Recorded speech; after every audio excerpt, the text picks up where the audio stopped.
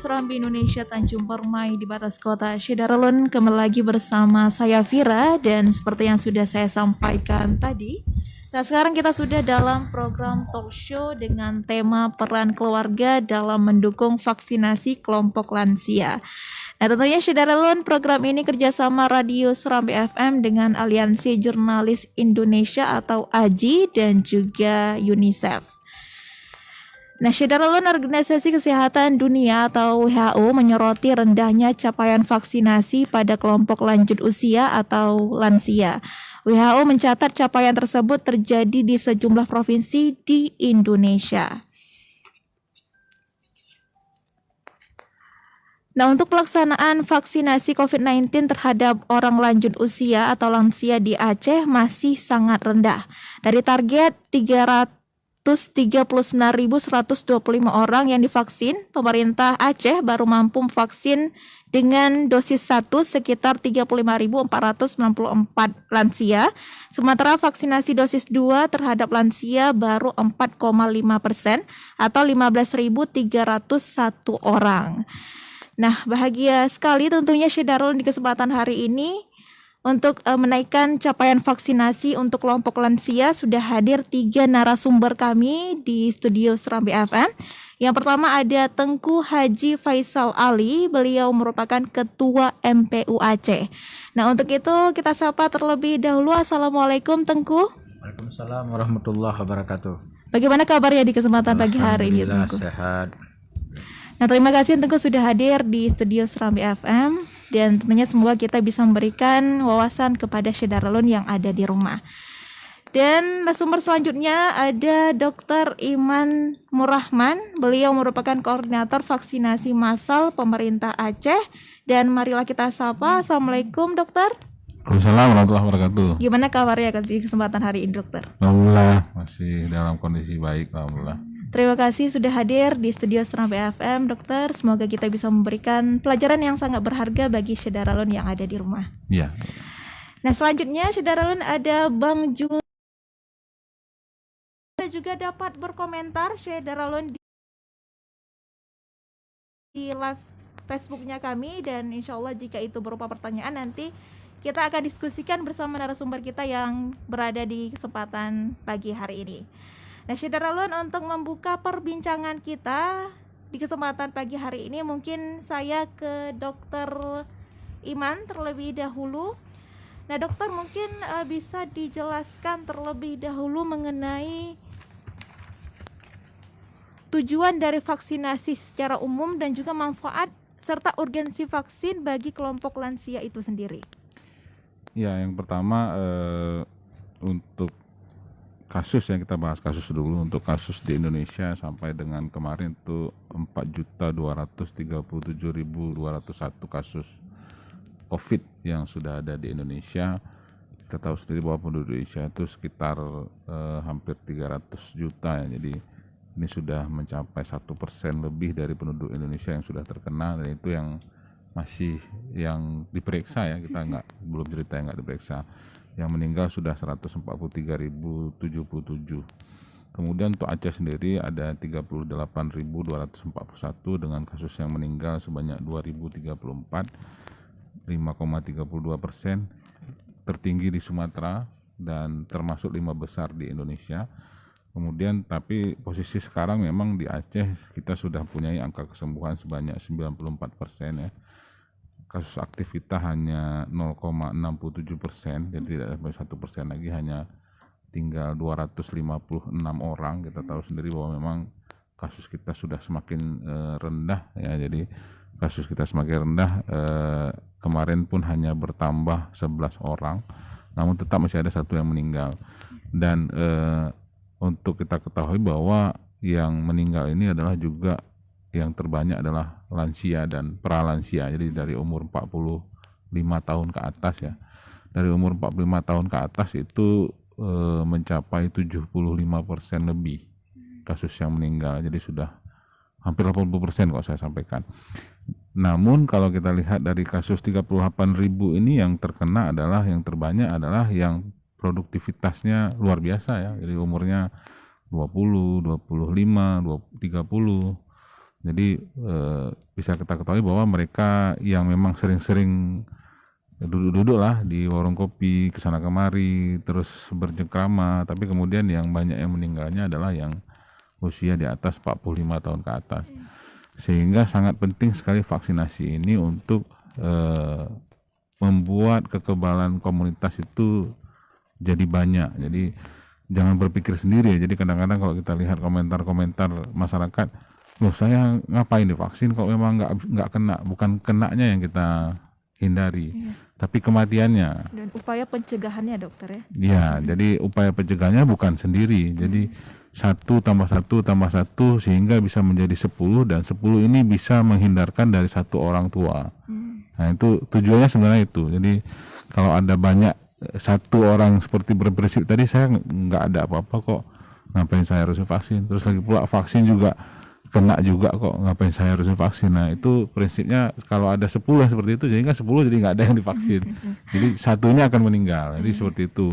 1 ini adalah lansia, dan itu yang memang kita sangat takutkan sebenarnya. Dan memang usaha kita adalah dengan melakukan vaksinasi atau sama imunisasi, dan tidak ada ya. Kalaupun nanti ada gelombang berikutnya untuk COVID, tidaklah begitu banyak kasus meninggal, karena kita ketahui sebenarnya di Aceh orang punya berat sakit tengku kan aja rumah sakit, sehingga kita terlalu banyak sekali pasien yang meninggal karena COVID. Itu juga disoroti oleh pemerintah pusat. Kenapa banyak sekali ya di Aceh itu kematian? Karena memang seperti itu. Kalau belum sakit-sakit sekali, ya masih di rumah, masih bisa berobat sendiri perasaannya. Tapi kemudian pada saat sudah berat dan masuk kemudian ke ICU, dan rata-rata pasiennya itu banyak yang meninggal. Nah, bisa dijelaskan dokter kriteria usia lansia itu sendiri dari usia berapa? Ya, kalau lansia itu di atas 60 ya, tapi kita juga melaksanakan vaksinasi awalnya juga dari pralansia, dari umur 50 tahun ke atas, sehingga dari mulai umur pralansia seperti saya sampaikan tadi, dari umur 45 tahun ke atas sudah menduduki hampir 80% ya, kalau totalkan dengan lansia. Sehingga dari mulai umur itu kita sudah harus bisa menghindari sebenarnya dengan melaksanakan vaksinasi. Dan itu yang masih kurang tercipta untuk di Aceh, karena memang vaksinasi lansia ini masih sangat rendah capaiannya. Nah, mungkin saya ke Tengku. Nah, apakah vaksinasi merupakan perubahan yang sangat berarti tentunya terkait dengan agama nih Tengku. Nah, pandangan agama terkait vaksinasi bagi lansia ditinjau dari segi mudarat dan manfaatnya itu seperti apa Tengku? Baik, terima kasih. Apa tadi telah disampaikan oleh Dr. Iman terkait dengan persentase masyarakat kita yang sudah mengalami COVID-19 yang ada di Aceh. Kita sangat prihatin secara nasional,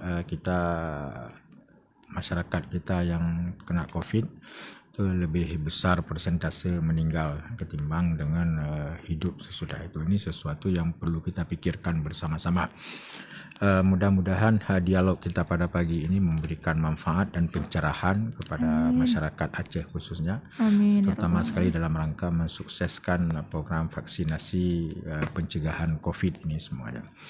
Berbicara terkait dengan keagamaan dalam rangka program vaksin ini, kita sudah dapat melihat banyak sisi-sisi keagamaan yang ada keterkaitannya dengan itu herd immunity itu sendiri. Misalnya ada al-jama'atu rahmatun, kebersamaan itu mendatangkan rahmat. Kalau misalnya kita sendiri-sendiri itu susah dalam kehidupan kita, tapi dengan sebab kebersamaan kita akan mudah diberikan oleh Allah. Kalau kita punya masalah misalnya untuk menggerakkan satu benda yang berat, nggak sanggup sendiri, jadi masalah. Kalau di tengah jalan bisa kita macet berkilo-kilo, tapi dengan sebab bersama-sama kita sedikit-sedikit berupaya untuk menggeser ke pinggir, itu akan akan bisa kita lewati bersama. Iya, Ini salah satu. benar Yang sekali. kedua, Heeh. itu hadis yang menyatakan salatul fazi, salatul jamaah, salat jamaah itu lebih besar pahalanya 27 daripada salat seseorang. Ini menunjukkan jamaah tadi kan ramai. Itu dia, sehingga dengan keramaian kita melaksanakan ibadah salat juga menunjukkan bahwa ada kelebihan di sisi Allah Subhanahu wa taala dalam konteks pahala. Dalam konteks taharah misalnya, konteks bersuci, itu air 2 kulah. Ma'ul kullataini. Air 2 kulah ini berbeda statusnya dengan air yang biasa. Jadi ini hal-hal yang menunjukkan bahwa keramaian itu ataupun kebanyakan itu ada hal yang lebih baik dalam konteks kita beribadah kepada Allah Subhanahu wa taala dalam konteks-konteks yang lain. Kita pagi ini berbicara dalam konteks membangun itu herd immunity di tengah-tengah masyarakat, sebagaimana telah disampaikan oleh Pak Dokter tadi, bahwa kita butuh kebersamaan, butuh bersama-sama melakukan vaksin sehingga terbangunnya kekuatan jamaah Aceh kita, masyarakat Aceh kita dalam rangka mencegah penyebaran COVID-19 di masa-masa yang akan datang. Okay. Jadi salah satu yang perlu kita memang kita hari ini berbicara tentang lansia. Sebenarnya siapapun masyarakat Aceh yang sudah memang butuh yang bisa untuk kita vaksin, sebenarnya harus kita vaksin semuanya. Bukan hanya lansia, cuma hari ini kita berbicara tentang lansia karena persentase tadi yang berpulang ke rahmatullah adalah banyak lansia. Tentunya keterlibatan para anaknya, keluarganya. Kalau kami melihat bahwa salah satu hal yang dituntut dalam agama kita ini kepada anak-anaknya, kepada wali-walinya, agar memperhatikan kesehatan orang tuanya. Nah, jadi dalam konteks kemanusiaan itu tidak melihat bahwa batas agama, batas keturunan, dan tidak melihat itu. Jadi tetap seorang anak berkewajiban dia memikirkan kesehatan orang tuanya walaupun tidak seiman di antara anak dengan ayah itu. Jadi makanya vaksin yang dilakukan oleh pemerintah ini, yang dilakukan sekarang oleh pemerintah, maka anak perlu memberikan pemahaman sebagai bentuk tanggung jawab dia kepada orang tuanya bahwa ini harus kita lakukan, ibu, harus kita lakukan, ayah, hai mak, karena demi untuk kesehatan drone. Kenapa orang anak ini harus memberikan pengertian kepada orang tuanya, kepada lansia ini? Karena para orang-orang tua kita ini biasanya kan tidak update, ya, tidak membaca, tidak melihat suasana apa yang ada di luar. Jadi yang melihat suasana di luar, yang mendengar itu kan anak-anaknya, tentu, dan yang sangat mobilitas tinggi perjalanan bergaul anak-anaknya. Orang tuanya tidak ada bergaul di rumah, tetapi anaknya lah yang bergaul di luar, yang akhirnya pulang dia ke rumah, duduk dekat dengan orang tuanya, sedangkan orang tuanya dalam konteks imunitas tubuhnya sudah berkurang sesuai dengan usianya, kan. Maka peran anak ini salah satu yang perlu diperhatikan, bahwa berbuat baik kepada orang tua itu dalam rangka menjaga kesehatan orang tua itu adalah hal yang dituntut sangat dalam agama kita. Jadi anak akan bersalah kalau memang betul-betul nanti kejadian orang tuanya itu kena COVID akibat kelalaian daripada anak itu sendiri. Jadi ini perlu diperhatikan oleh anak-anaknya, oleh keluarganya, bahwa ada tanggung jawab dan kewajiban anak itu untuk menjaga kesehatan orang tuanya sendiri. Jadi tidak boleh kita ini mengabaikan. Memang kadang-kadang pandangan orang tua kita sesuai dengan usia sudah berbeda dengan pandangan kita yang ada sekarang ini. Tetapi kan tugas kita memberikan keyakinan dan pemahaman kepada orang tua kita. Saya rasa insya Allah kalau anaknya peduli, anaknya serius, dan anaknya yakin dan sayang kepada orang tuanya, dia akan berupaya sekuat tenaga agar orang tuanya itu tetap sehat, bisa hidup, bisa membimbing, bisa menasehatin kepada keluarganya yang ada di sekarang ini. Intinya Tengku harus ada peran aktif dari keluarga, terutama dari anak dan dari orang sekitar orang juga. Yang sekitarnya harus, karena tadi yang saya sebutkan, kenapa? Karena orang tua ini kan dia tidak lagi membaca, tidak lagi melihat, tidak lagi mendengar suasana-suasana yang ada di luar, kan. Jadi dengan sebab anak ini yakin memberikan pemahaman, insya Allah orang tuanya akan patuh kalau anak-anaknya memberikan penjelasan-penjelasan yang baik. Intinya harus ada ikhtiar gitu Tengku ya. Nah, mungkin saya ke Bang Juli ya. Nah, Bang Juli, mengenai peran media sendiri dalam mensukseskan vaksinasi lansia ini seperti apa, Bang Juli? Baik, terima kasih Vira. Hmm? Jadi saya menarik tadi yang disampaikan oleh Tengku Faisal bahwa di sini peran kolaborasi semua stakeholder, semua elemen dalam mengedukasi ya masyarakat sehingga ya semua masyarakat yang belum tervaksin bisa melaksanakan vaksin. Jadi kolaboratif itu mungkin hari ini sehingga kita duduk bertiga antara kesehatan, ulama dan jurnalis lah. Jadi fungsi dari media itu sendiri dia akan lebih ke informasi, edukasi dan kontrol sosial.